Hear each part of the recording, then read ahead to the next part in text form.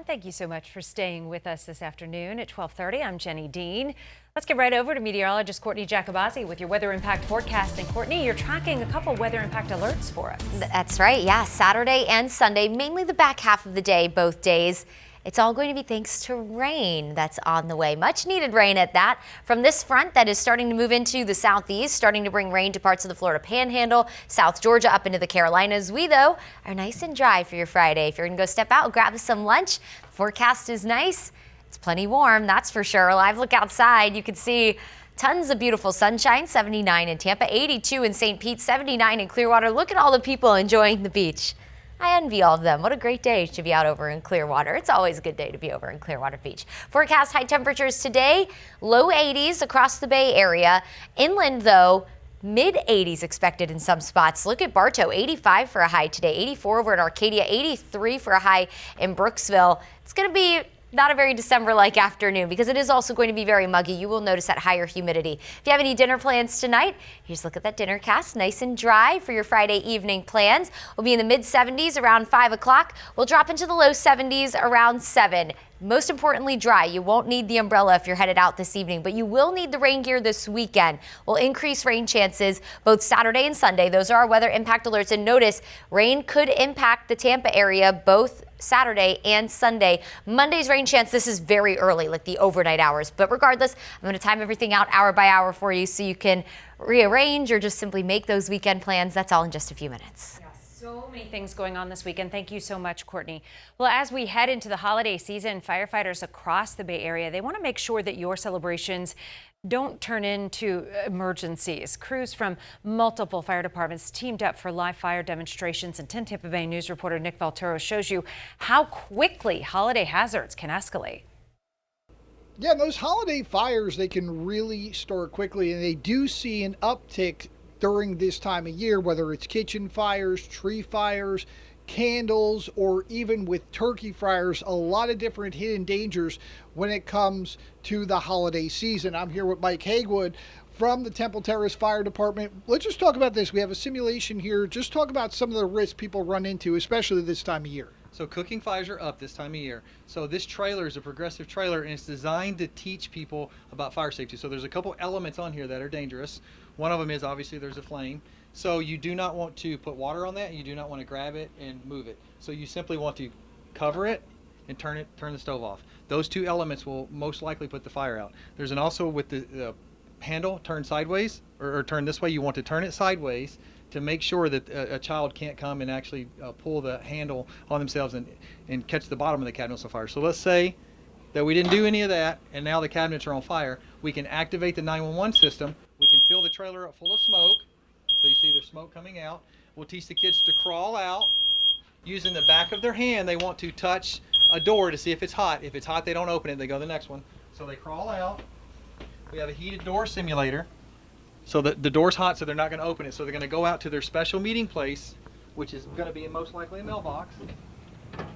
So we progress to simple elements on the stove, turning into a full-blown structure fire, and how to get out safely. And what are some of your pieces of advice, just general advice for this part of the season? I mean, there's so many different dangers we're seeing, whether it's in the kitchen, with tree fires, with candles, even Christmas lights. So what do you advise people, especially this time of year? Always have a plan. Always have a plan to get out. You're going to have people that are at your home, family members and stuff that don't live there, so make sure they know where the exits are. Make sure you have a fire extinguisher. Everybody knows where it's at, and people know how to use it. Those two things right there can really save lives and prevent fires. So those are some of the important tips. They've been doing these trainings all day, really trying to keep people aware of what they need to look out for, especially keep them and their families safe this holiday season. For right now, reporting in Tampa, Nick Valtero, 10 Tampa Bay News. Nick, thank you so much. Well, an update now to a cold case with ties to the Bay Area. A man accused of killing a woman and her baby decades ago in New York was arrested this week in Hillsborough County. The accused killer, Andrew Dykes, faced a judge Thursday, nearly 30 years after the dismembered remains of Tanya Jackson and her 2-year-old daughter were found on Long Island in 1997. Investigators arrested the 66-year-old near Tampa earlier this week. Right now, the Polk County Sheriff's Office is asking for your help solving a deadly hit and run from 2021. 4 years ago today, 36-year-old Antonio Smiley was hit while he was riding his bike on First Street Northwest near Stroud Road. That's in the Kathleen area of Lakeland. Smiley died after arriving at the hospital. A witness told deputies that the vehicle involved was an older model white Ford work van, and you need to call the sheriff's office if you think you can help. As the holiday season rolls on, law enforcement closely watching for anyone driving under the influence. The community and law enforcement. But because of someone's choice, I'm now crippled the rest of my life. And sorry about that audio there. The community and law enforcement honored lives lost and impacted by drunk driving with a candlelight vigil that was sponsored by the local Mothers Against Drunk Driving chapter. Hundreds gathered in Temple Terrace to share stories of loss and survival. In 2001, Robin Powell was on the road with her children when a drunk driver crashed with her head on, leaving her unable to walk for some time. Life is great, but because of someone's choice, I'm now crippled the rest of my life. 24 years later, my arms go this high, they'll never go any higher.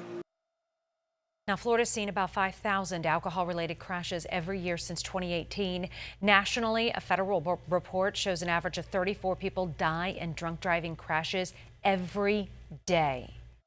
Tampa City Council members and frustrated homeowners are questioning why stormwater dollars are being used to support parades and special events instead of flood prevention and ditch maintenance.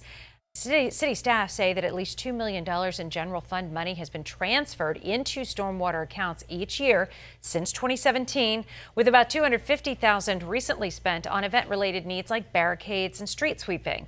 Council members now want a dedicated workshop to determine whether stormwater funds should be used for anything else.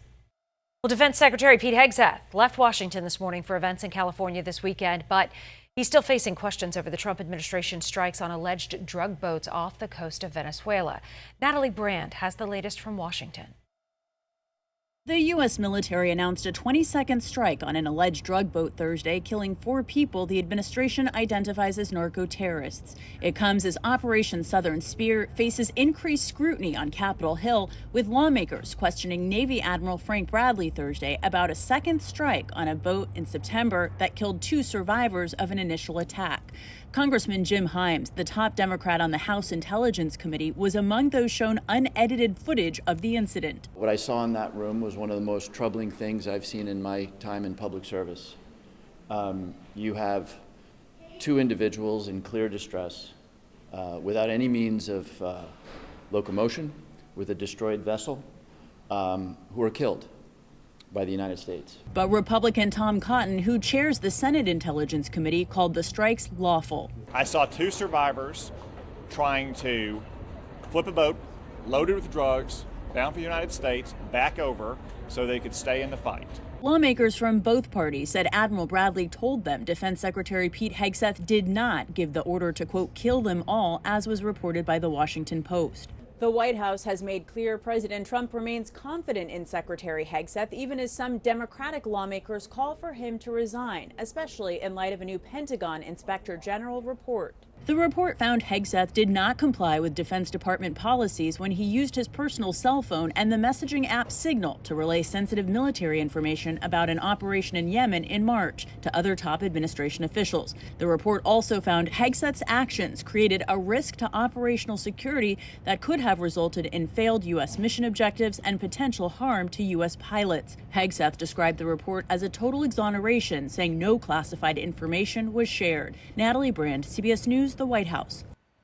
And the report said that Secretary Hegseth has the authority to declassify information, but based on its review, some of the details that were shared matched information sent as secret.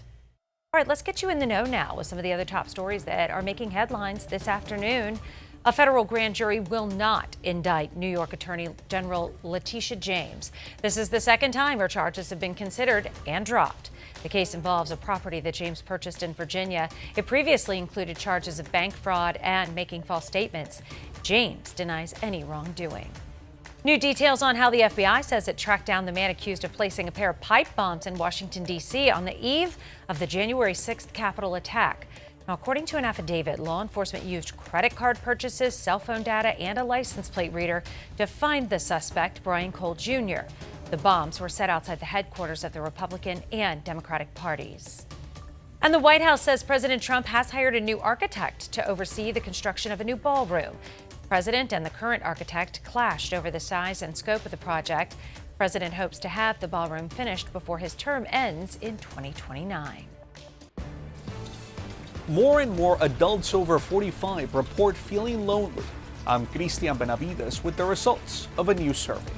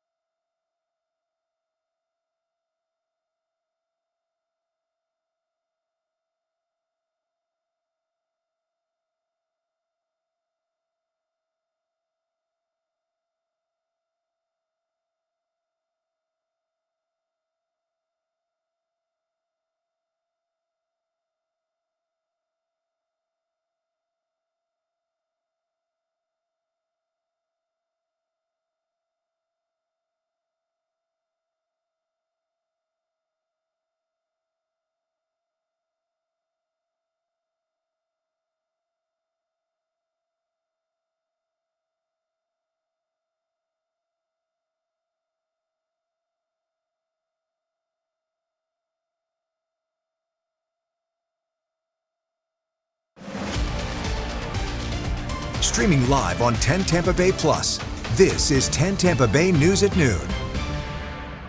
Welcome back. A new resource is now open for families at Tyrone Middle School. The school's Fresh Market looks to make sure that students and their families have access to fresh, healthy food. The pantry is part of a partnership with Feeding Tampa Bay and Bay Care. It's student-run, and volunteers take the time to stock and organize shelves. We know that food is a basic need of life, and so we wanted to make sure we filled that gap between student success, both academic, emotional, social well-being, and having access to food. Just thankful. It's hard to do. It's hard to get this running and going, so I'm just happy that we can do this. Tyrone Middle's Fresh Market will be open to families every Thursday afternoon. Students and staff will be able to visit on select days. The time is right to talk about this. The holiday shipping rush is officially underway, so let's break it all down. Talking about the deadlines to make sure those gifts arrive under the tree right in time for Christmas. For USPS Ground and First Class Mail, December 17th and Priority Mail, December 18th, Priority Mail Express, December 20th, deadlines do exclude Alaska and Hawaii. By the way, for FedEx, ship December 17th through the 23rd for home delivery by December 24th. Overnight and same day available through December 24th. And for UPS, 3 days select, December 19th, 2-day air, December 22nd, next day air, December 23rd. And remember, the later you send your package, the more expensive it gets. And yes, this is actually my package. By the way, if your stuff doesn't make it in time, tell your people. It's the thought that counts. All right, we've got exciting news for Bucs fans. Baker Mayfield in the running for the NFL Walter Payton Man of the Year award. This is the first time the quarterback's been nominated for this honor, and it recognizes NFL players for community service and on-field excellence. Well, two brothers who played a major role in bringing professional sports to Tampa now have a street corner named after them. This morning, the city unveiled the J. Leonard and George Levy Avenue sign. It's at the intersection of North Himes and West Ohio Avenue near Raymond James Stadium. The pair helped secure an NFL franchise for Tampa back in 1974, bringing the Buccaneers to town. And Citrus County's own star Miles Teller back at Lecanto High School today. The class of 2005 alumnus is visiting to speak with students, sharing how his roots shaped his path to success in films like Top Gun Maverick, Whiplash, and in his new movie, Eternity. All right, let's take a live look outside right now at Armature Works. It is all decked out for the holidays. It is a warm day if you're going to be sitting outside at Armature Works, but thankfully it's nice enough that we can sit outside. That's right. Meteorologist Courtney Jacobazi, though, tracking some showers that may move in this weekend. That's right. Some much needed rain on the way at that. But yes, it could impact some of your weekend plans. So we do have a weather impact alert for you Saturday and Sunday, mainly for the back half of the day, both days. For yes, rain and storms. So some of your plans, as I mentioned, could be impacted by that. You want to have the rain gear handy, so the umbrella or the raincoat, and have the 10 Tampa Bay Plus app. That'll be a great tool to have to keep you connected to the forecast as we continue to track rain and storms through the area this weekend. All the rain to our north right now along a cold front, bringing rain to the Florida Panhandle. Here at home, we are nice and dry, yes, including up in Citrus County, where the oh-so-adorable Miles Teller is, over visiting his alma mater. Just so cute, isn't he? All of us girls have been fangirling all morning. All right, we're nice and dry across the Bay Area. Enough with that. Temperatures right now are in the upper 70s to low 80s, 79 in Tampa and in Clearwater, 81 in Lakewood Ranch and in Bartow, 82 in Sebring, 80 in Winter Haven, 81 in Brooksville. Really warm. Not only is it warm, but it is muggy. It is not feeling like December, even in Florida today. Dew points in the upper 60s to low 70s. That is muggy. That is considered tropical. We have this nice southerly wind coming out ahead of our front, and that's going to make the low 80s for highs today, even mid 80s inland, feel a little warmer. So why not head to the beach? There's already a ton of people out in Clearwater. Go and join them today. It's going to be a perfect beach day. Now tonight, lows will drop near 70, low end rain chance, and that's going to kick off our more unsettled pattern into the weekend. Let's take you through Futurecast so you can make those weekend plans if you haven't already. If you're headed out tomorrow morning around 6 o'clock or so, we'll have the chance for a few showers. We're going to have wind shift out of the southwest. That's just going to pull in a steady stream of moisture through the day tomorrow ahead of our cold front. So a few showers possible early in the morning. Through the afternoon, a few isolated showers will be possible, especially inland. Here's a look at 2 o'clock. Maybe an isolated shower across the Bay Area. I know we have that Santa Fest going on in Tampa. I don't think it'll be completely dry, but I do think for that event, at least in the early afternoon when it kicks off, that rain chance at about 10%. Higher rain coverage comes in the evening. Here's a look at 5 o'clock from Tampa to St. Pete, so Hillsborough, Pinellas County, all along the I-4 corridor. Watch this. Between 5 and 8 p.m., we're looking at this steady stream of moisture, so scattered showers will be possible for that. If you're heading to the Lightning game tomorrow night, any plans you have in the evening, you'll want to just have the umbrella with you just in case, or pick indoor dining rather than the outdoor seating tomorrow just in case. Going into Sunday morning, we'll look north of Tampa for a few isolated showers, and then we'll increase that coverage in the evening, which we'll talk about in just a second. I mentioned the Lightning game. Islanders in town at Benchmark International. There's that rain chance. Very mild, though. You'll need a jacket inside the arena, not necessarily outside. Let's go further in time in Sunday. Good news is, while we'll be mostly cloudy through most of the day, we're also going to be mostly dry. Here's a look just before 2 o'clock. Of course, that's when the Buccaneers are in action at Raymond James Stadium. It does look dry for that game. Rain coverage increases after 5 o'clock, and then storms roll in along the Nature Coast around 6, moving into the Bay Area after 9. Look at that heavy rain, maybe some gusty wind as well. That front sinks south of the I-4 corridor overnight, and then we dry out by the Monday morning commute. Just a few showers possible on Monday. Look at this beneficial rainfall we're going to pick up. This in some spots could pick up potentially more than a month's worth of rain by the time it's all said and done. Over an inch of rain widespread across the area, even over 2 inches of rain in some spots from Saturday all the way into early Monday. And then we cool off too. High temperatures going below average, low 70s, really comfortable weather on the way next week. Marine forecast looks great today if you want to get out on the water. Light chop on the bay, seas 1 to 2 feet. 7-day shows, warm and dry today ahead of the rain and storms returning for the weekend, mainly again for the afternoon and evening. And then we'll cool off next week, morning lows in the 50s with highs in the low 70s. Low and rain chances also for Wednesday and Thursday.